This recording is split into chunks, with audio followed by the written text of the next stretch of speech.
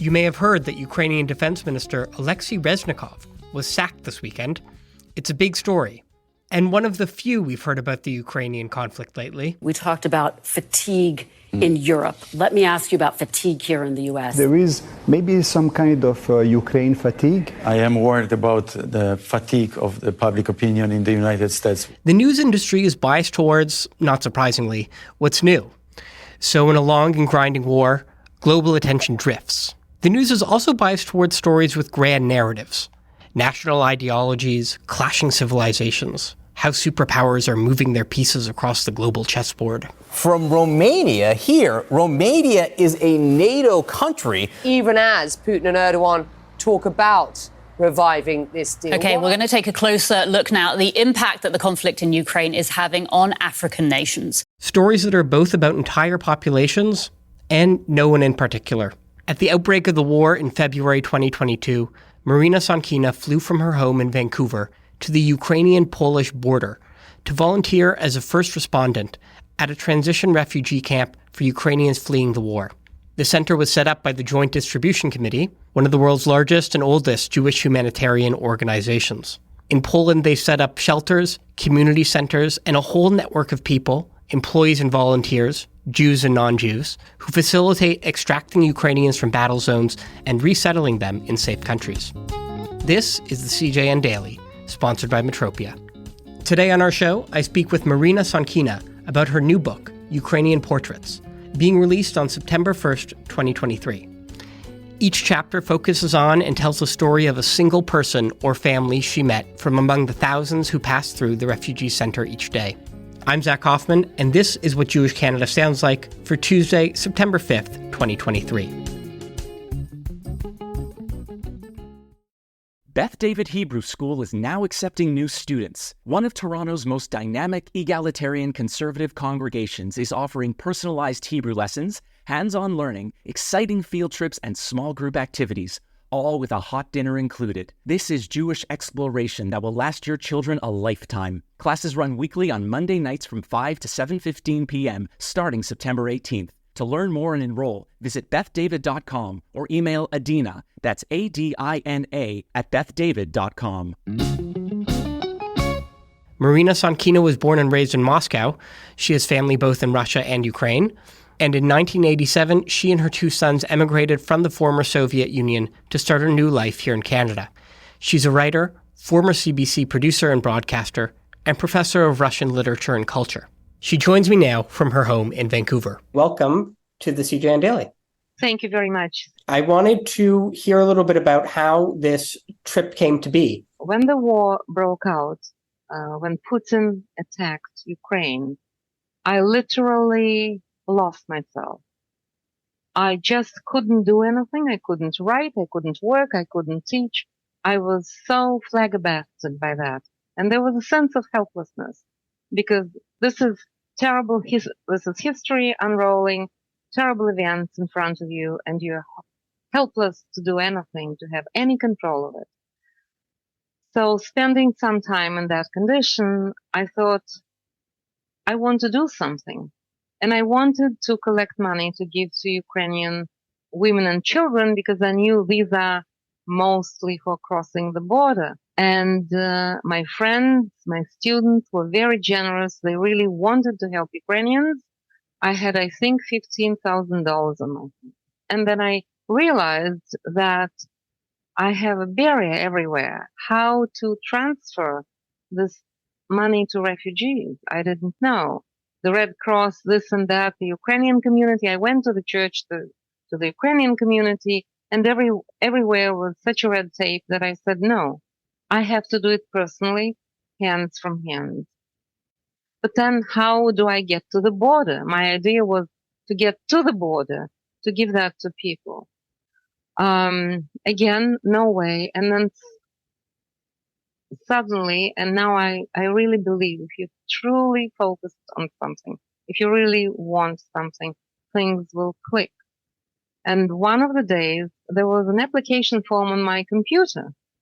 And this was from Jewish Distribution Committee. I have no idea how it came about, but I talked to many people. So I filled it in. An hour later, I got an invitation for an interview. An hour later. They set an appointment for next day. Then they emailed me a couple of hours later and said, can we move the interview? Can we do it immediately? I said, well, may I finish munching on my sandwich and then we'll have an interview. And that's how it happened. They were in dire need. They needed volunteers. Obviously, the set of my skills, my skill set fit in because I speak Russian. I speak some Ukrainian. I came to Canada as a refugee myself, so obviously I have that experience directly. And before I knew, I just had to pack. I had only 2 days to process all the papers, to get the form from the doctor, and fly to Warsaw from Vancouver. You know, you were going into a war zone. Were you scared? Not really the war zone. Let's be specific about that. I was going to the border with Ukraine, but I was going to Poland. The war zone, good question. My first awareness, very acute awareness that I am really close to the war zone happened when I landed in Warsaw, and I was met with the representatives of the Jewish Distribution Committee. I must say these were all Poles working for them, not Jews necessarily. One was a soldier, the other was, I don't know what was his profession. They were very efficient, and they asked me one question. They said, do you want to go to the hotel right now? Which would be a natural question because I just got off the plane. You know, it's 24 hours pretty much of flying. Or do you want to see what it's like? Can we take you to the border? I said, let's go to, they said, we need interpreters. I said, sure, let's go to the border. By that time, it was midnight, 5 hours on a bus from Warsaw to the border. It was totally dark. I didn't see any signs of a border. There were no usual fences or guards or anything like that. And it was bitterly cold, something I didn't expect.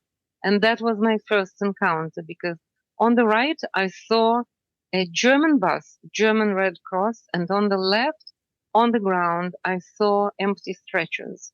On the black ground, there were white stretchers to be filled with people. So what was happening? They were waiting. The Red Cross was waiting for Ukrainian Holocaust survivors.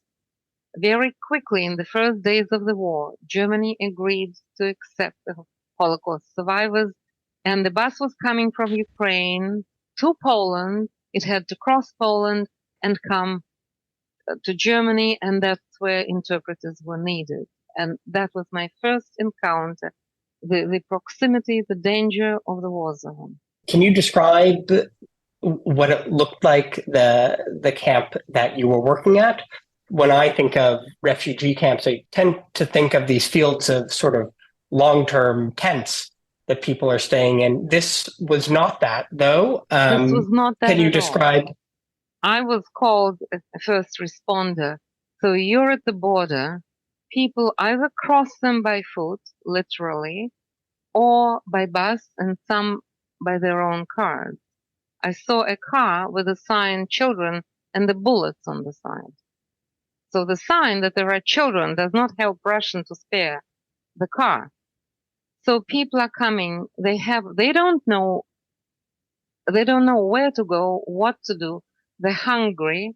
So you meet them and you say, okay, you can stay in this place, which is called a transition camp.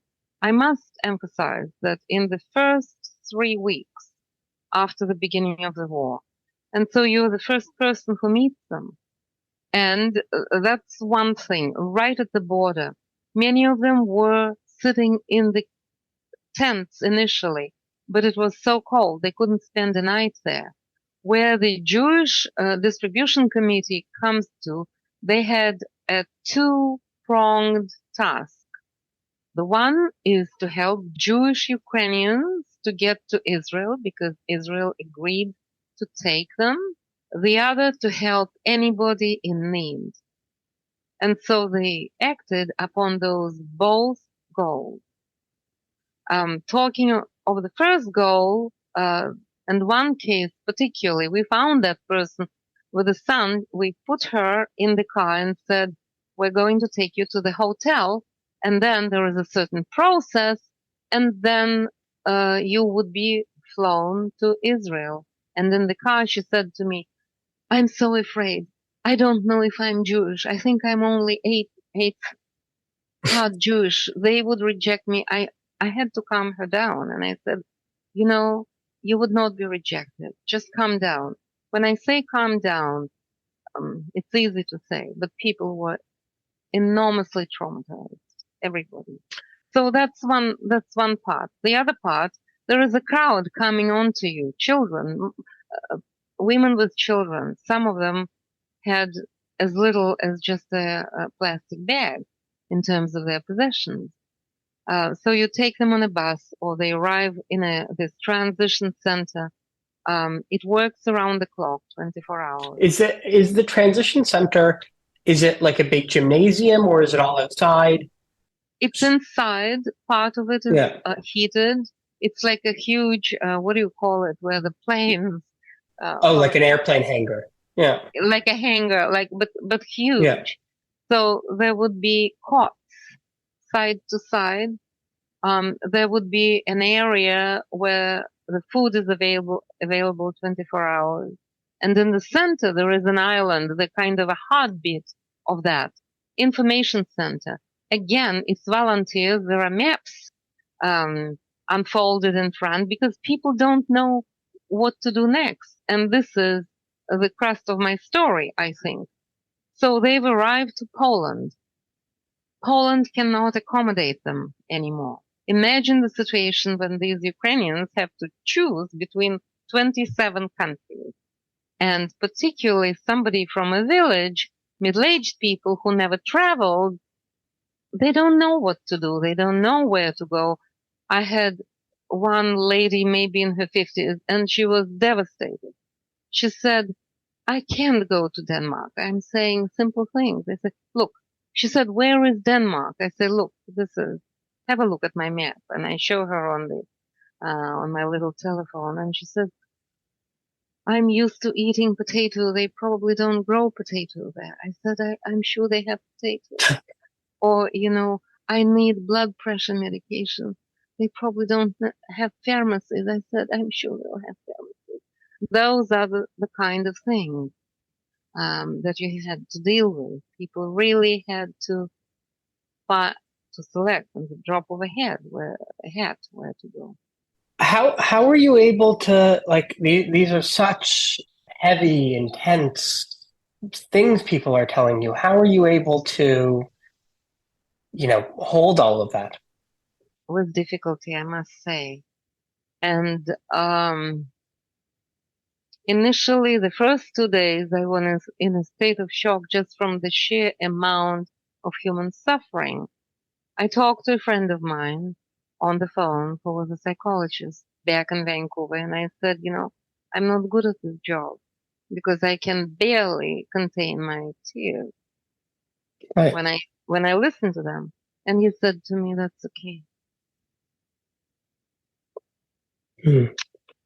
He said, that's okay. And did they know that you were of Russian origin?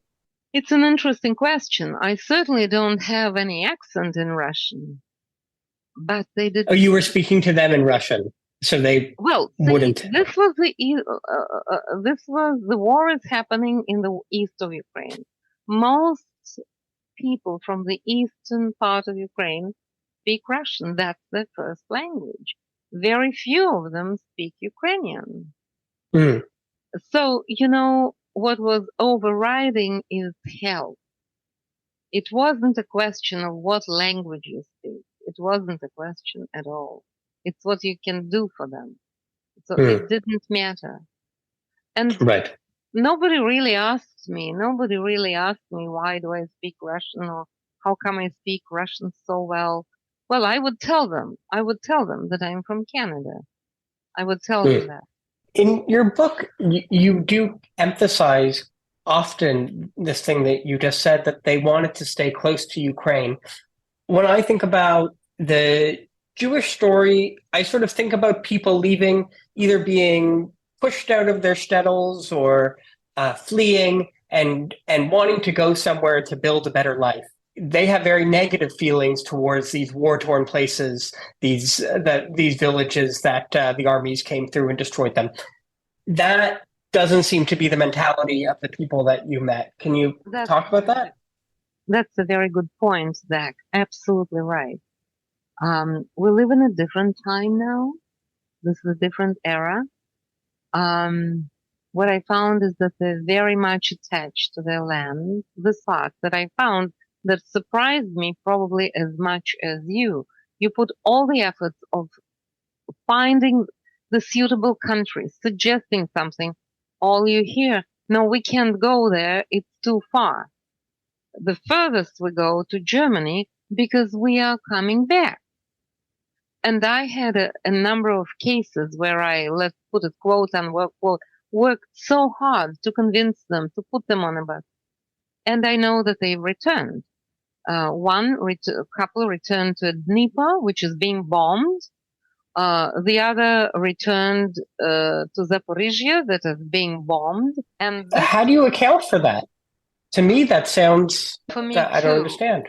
Well, one thing is we have to remember that the people who were allowed to escape the country were women with children. Men had to stay back. So these are all the people who keep the trauma of separating from their families, their husbands, their sons. They're concerned about them. They want to go back. And also the other important thing, Ukraine, because I, for example, immigrated from the Soviet Union. I did not want to go back to the Soviet Union, politically speaking. Ukraine has been free for 30 years. It may have corruption, it may have economically not good, but it certainly had democracy, it certainly had freedom. And Ukrainians are very much attached to their land, to their little house, plus separated families. That's the only thing I can account for. Right. Because the question they asked, well, will we be able to return? This is a question that no Westerner can understand, because the answer is nobody is going to hold you. You're free to go back and forth. And nobody asked me, will we be able to stay? Everybody was saying, will we be able to return? Well, I want to thank you very much for joining us today. Thank you very much. And that's what Jewish Canada sounds like for this episode of the CJN Daily, sponsored by Metropia. Integrity, community, quality, and customer care. We're a proud member of the CJN Podcast Network. Our executive producer is Michael Freeman. Thanks for listening.